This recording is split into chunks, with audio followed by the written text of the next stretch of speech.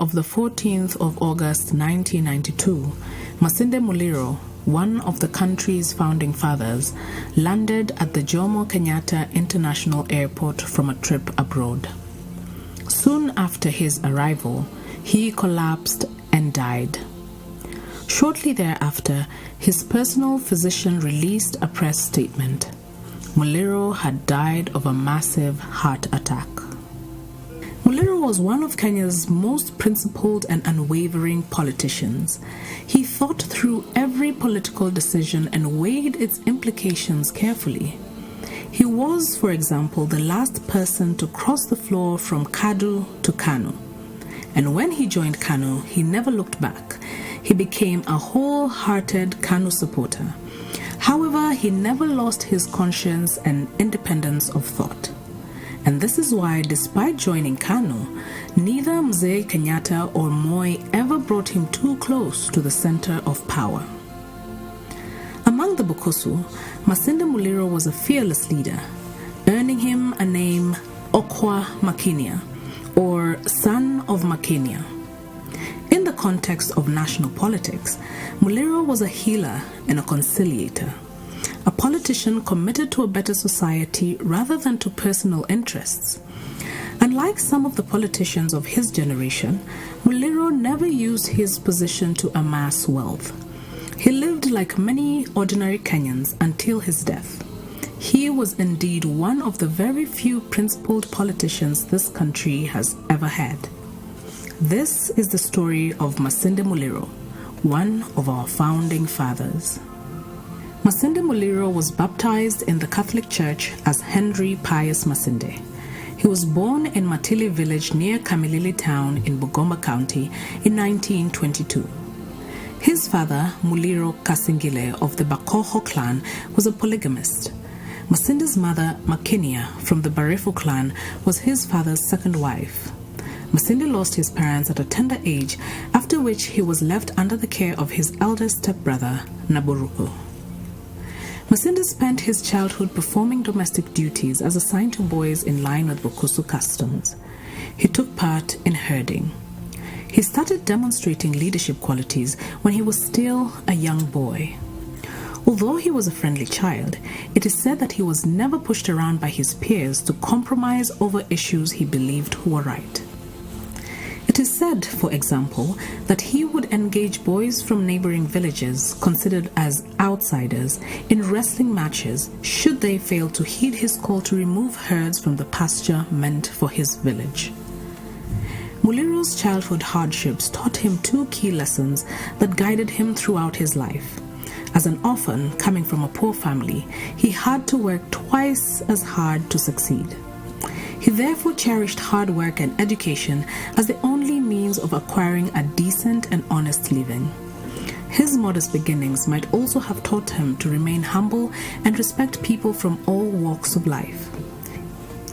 These attributes endeared him to the herds of missionaries who sponsored his education until he joined Tororo College in Uganda. Muliro began his primary school education at Matili RC School in 1935, aged 13, before graduating to Misiku RC School, where he sat his competitive entrance examination. In 1941, he joined Musonga College, where he sat for his intermediate school. After studying in Mwiri for 3 years, he joined St. Mary's School in Yala. He longed to join Makerere University, but his dreams were shattered when he was allegedly caught with a group of 6 students outside school without permission. The principal regarded it as an act of indiscipline and recommended that none of the 6 should be allowed to join Makerere. A determined Muliro, however, did not throw in the towel. One day, as he was reading the East African Standard, he saw an advert about vacancies in South African universities. Without hesitation, Muliro applied to the University of Cape Town. Determined to take up his position, Muliro approached different community and church leaders and members of the Bukusu community for financial support. Community members came together to raise funds for his education. This Harambee spirit enabled Muliro to find his way to South Africa in 1949. He enrolled for a Bachelor of Arts degree and specialized in political philosophy, English, and history. He later enrolled for and obtained another degree in education. Muliro's thirst for education was unquenchable. Still dissatisfied with the 2 degrees, he enrolled for a master's degree in political science. While in South Africa, Muliro experienced first-hand discrimination and mistreatment of Africans by the whites. As a result, he chose to get actively involved in the politics of South Africa. It is said that he was forced to abandon his masters after disagreeing with his supervisor over the issue of apartheid. Muliro had, in his thesis, made a scathing attack on the apartheid system, which his white supervisor could not stomach. The supervisor accordingly asked him to delete all the information critical of apartheid, after which he would recommend that Muliro be awarded a master's degree in political science. Muliro allegedly told his supervisor that he was not prepared to change anything in the thesis, and that if the supervisor was not happy with its contents, he would rather forsake the degree than injure his conscience. And that was it. Muliro did not change the contents of his thesis and so missed out on his master's degree. Muliro came back to Kenya with 2 degrees and a South African wife, Marcia. Upon his return, he became a teacher. His first posting was at African Girls' School in Kikuyu, now Alliance Girls. After teaching at Alliance Girls for 2 years, he was transferred to Siriba Teachers College in 1956. At this time, the political temperatures in Kenya were rising. With the state of emergency, the arrest of Kenyatta and his allies, there was a vacuum in political leadership. The contributions of few educated young people like Muliro were highly sought after. He therefore resigned from his teaching job in 1957 to join politics, a new career he held until his death in 1992. It is said that Muliro saw Jomo Kenyatta for the first time in 1948. Kenyatta had gone to address a public rally at Chwele Market in the then Bungoma district. At the time, Kenyatta was the president of Kenya Africa Union. This was one of the series of rallies he was holding in Western Kenya and other parts of the country to explain KAU's political objectives. Muliro listened attentively to Kenyatta. Kenyatta was urging people to join the party and help fight for the country's liberation from the yoke of colonialism. On that day, Muliro made up his mind to join KAU, and this marked the beginning of his long career in politics. However, he did not participate actively in politics until about a decade later, in 1957, 3 years after returning from South Africa. He resigned from his teaching job at Siribia TTC to contest the Nyanza North seat at the LegCo. Muliro won the seat. He was elected to the LegCo alongside Jaramogi Oginga Odinga, Nyanza Central, Lawrence G. Oguda, Nyanza South, Daniel Arap Moi, Rift Valley Province, Tom Mboya, Nairobi area, Bernard Mate, Central Province, James Zao Mwimo, Eastern Kenya, and Ronald Ngala, Coast. Immediately after the elections of the 13th of March 1957, Muliro and other LegCo members launched Operation Freedom. They opposed the Littleton Constitution that legalized discrimination. Through Tom Mboya's initiative, the 8 LegCo members formed the African Elected Members Organization. They declared the Littleton Constitution as null and void.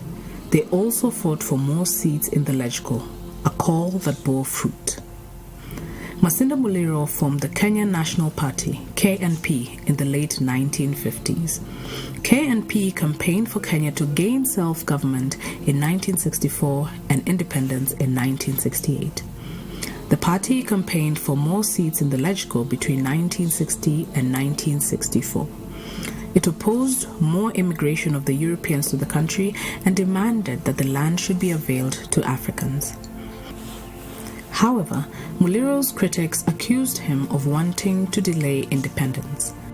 His main argument was that Africans needed to prepare themselves thoroughly before taking over from the colonialists in order to avoid chaos.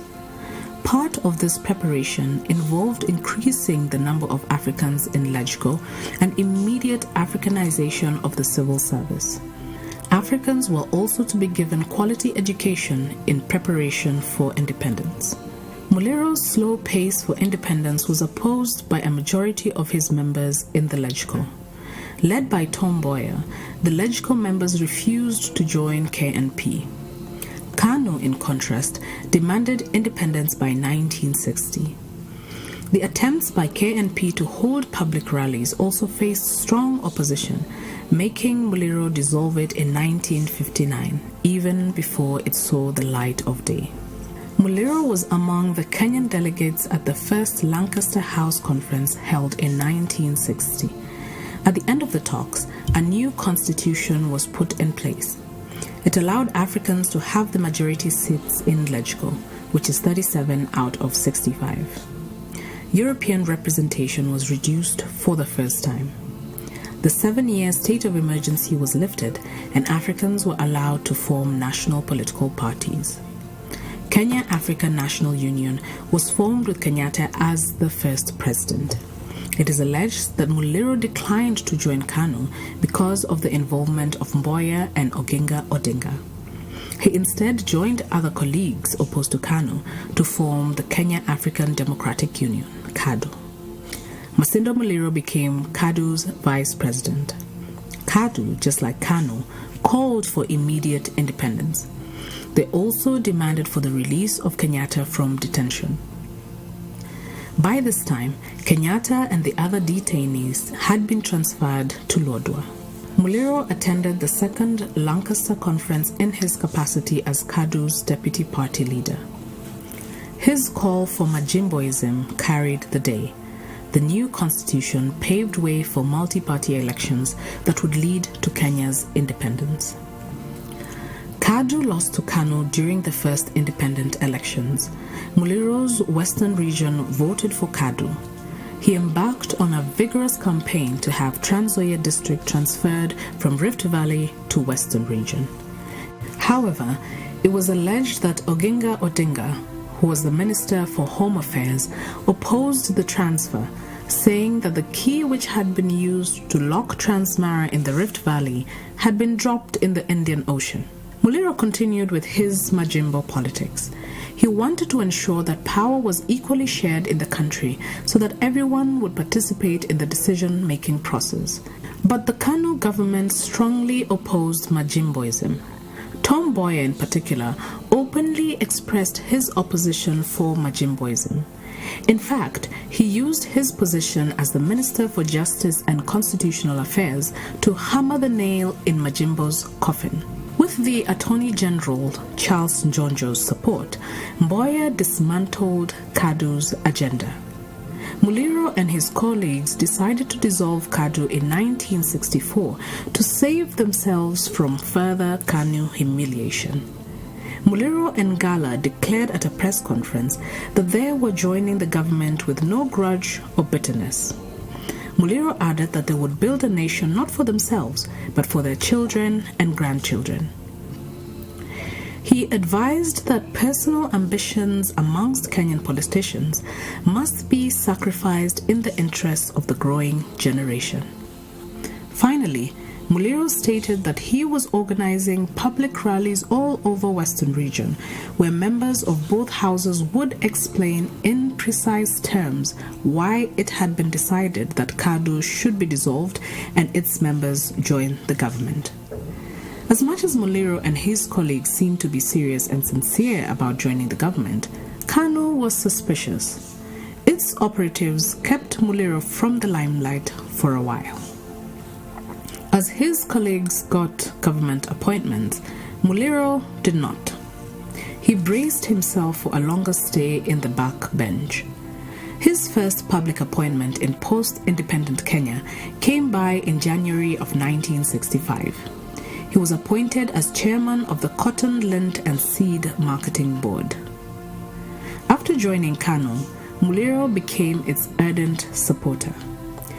In the 1966 KANU national elections, Muliro contested for the Secretary General position. He, however, lost to Mboya. When Oginga Odinga parted ways with KANU and formed Kenya People's Party, Muliro campaigned vigorously for KANU against KPU. During the 1969 elections, Muliro defended his Kitale East seat and won on a KANU ticket. Muliro hoped that this time he would get a ministerial appointment in Kenyatta's government. However, when Kenyatta released the list of ministers, Muliro's name was conspicuously absent. In December of 1969, Muliro's long wait for a ministerial appointment came to an end. He was appointed into the cabinet, but it came with mixed reactions. He had lost his longtime friend and political ally, Ronald Ngala. He was appointed to head the Ministry of Cooperatives and Social Services that was initially held by Ngala. Muliro defended his seat in 1974 while still serving as a minister. Despite a spirited campaign by his adversaries, he successfully defended the seat. He was given a new ministry, the Ministry of Works, in 1975. It was the same year J.M. Kariuki disappeared mysteriously and his body discovered in the Ngong forest riddled with bullets. The government formed a parliamentary select committee to investigate the murder. The committee was led by former fiery Bungoma East MP Elijah Mwangale. The Mwangale-led committee accused top police officers of being involved in the murder, which embarrassed the government.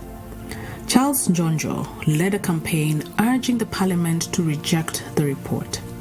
He called for an amendment. Muliro voted with the backbenchers, rejecting Njonjo's amendments on the report. He was immediately sacked from the ministerial position. From the backbench, Muliro embarked once again on his fiery and incisive contributions to parliamentary debates.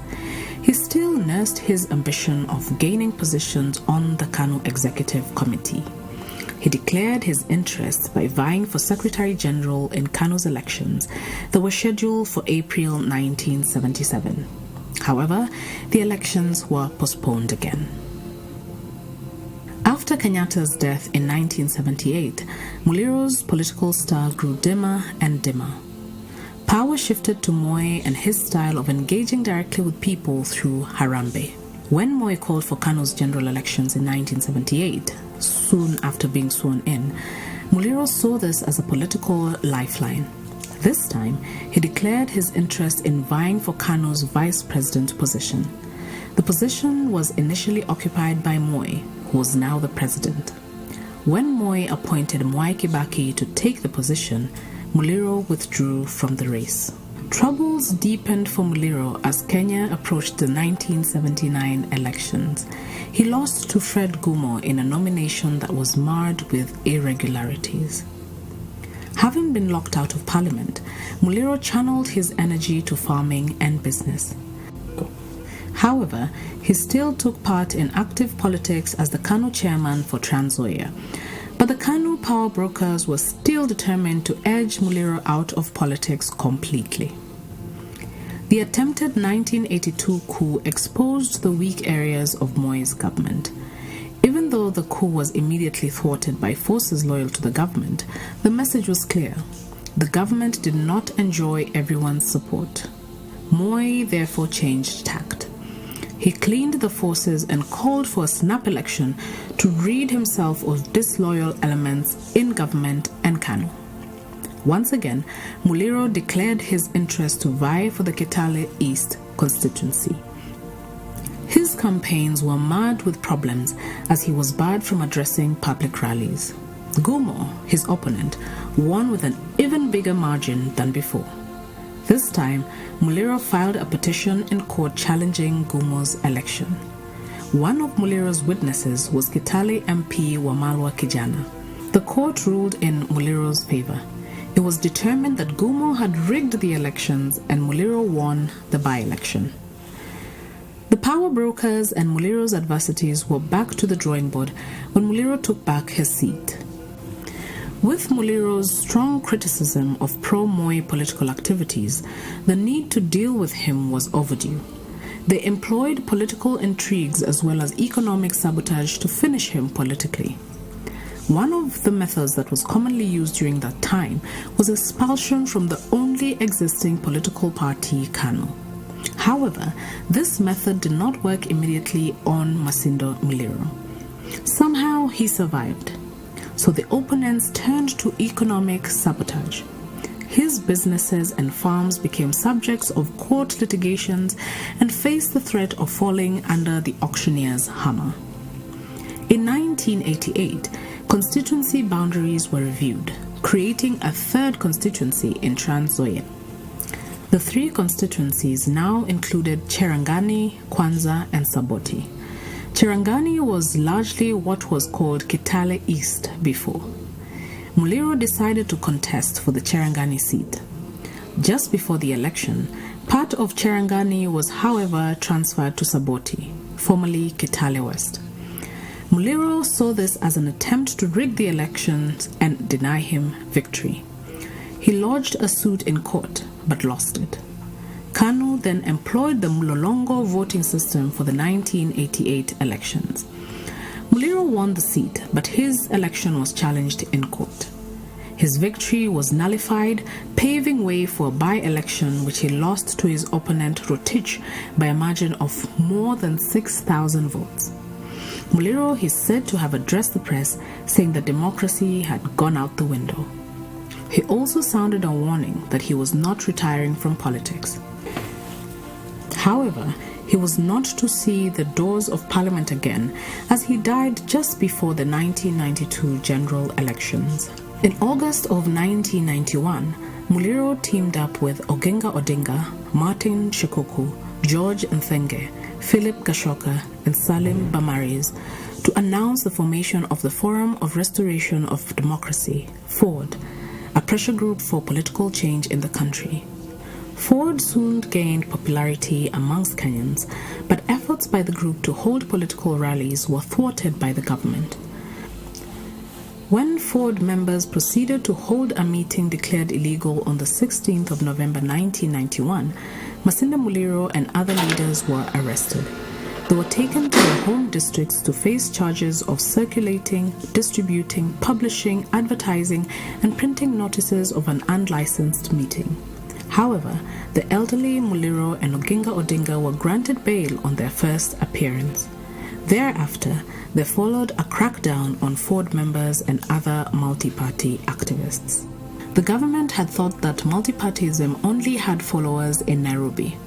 Many people, however, turned up in Kitale to witness Muliro's appearance before the court. When he was released on bail, his supporters carried him on their shoulders.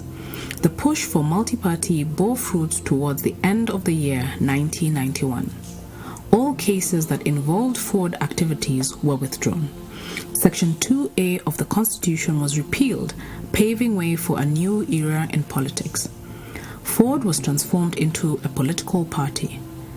The original 6 members of FORD shared offices on interim basis, with Odinga as chairman, Muliro as his vice chairman, Shikuku as secretary general, Nthenge as treasurer, Gashoka as organizing secretary, and Bamaris as assistant secretary. FORD was permitted to hold public rallies. The Kamukunji rally held on the 18th of January 1992 was one of the biggest rallies at that time. After Kamukunji, FORD embarked on a nationwide campaign. In a Machakos rally, Oginga Odinga declared his intention to contest for the presidential elections. Muliro's allies proposed his name as one of the contestants.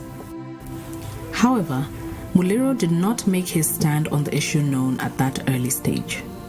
On the 18th of July, Muliro finally declared his candidacy for the presidential nominations at a press conference. He became the 4th person to declare interest. Other contenders were Oginga Odinga, Martin Shikuku, Mwai Kibaki, and Kenneth Matiba. Attempts by Ford members in the National Council of Churches of Kenya, NCCK, to narrow the numbers down to only one candidate did not bear any fruit. Ford was split into two factions, Oginga Odinga's faction and Matiba and Shikuku's faction. Muliro was left in the middle, having joined the race late. He later joined Oginga's faction. He, however, hoped that he would convince the two factions to come together again. In his position as interim vice chairman, he stood out as the one person capable of being an honest broker between the two bitterly divided factions. In the second week of August 1992, Masinde Muliro left for London. After Muliro's departure, the Shikuku and Matiba-led faction suspended Oginga from his position as interim chairman of the party. From London, Muliro condemned this act as unconstitutional and illegal. However, Muliro never lived to tell Kenyans the result of his mission to London. Shortly after his arrival at the Jomo Kenyatta International Airport on the morning of the 14th of August 1992, Muliro collapsed and died. In the words of his personal physician, Muliro had died of a massive heart attack. Muliro's death was a very big blow to the Bukusu community. They had not just lost a political leader, but also a latter-day symbol of their fight against colonialism. Kenyans from all walks of life realized that they had lost a rare breed of politician. Masinde Muliro is remembered as a man who valued education. He used his position in government to advocate for quality education for all children, regardless of their backgrounds. To celebrate his contributions towards advocacy for education, Kibaki's administration launched the Masinde Muliro University of Science and Technology through an Act of Parliament in 2006. Prior to this, it was a constituent university college of Moi University, which developed from a community tertiary college, Western College of Arts and Applied Sciences. Muliro is remembered as a nationalist, a freedom fighter, a democrat, and a statesman. He's remembered as a politician who played the dirty political game but avoided soiling his hands with political mud. Muliro is also remembered for his endless efforts to ensure peaceful coexistence between the various ethnic communities in his cosmopolitan constituency, former Kitale East and Cherangani.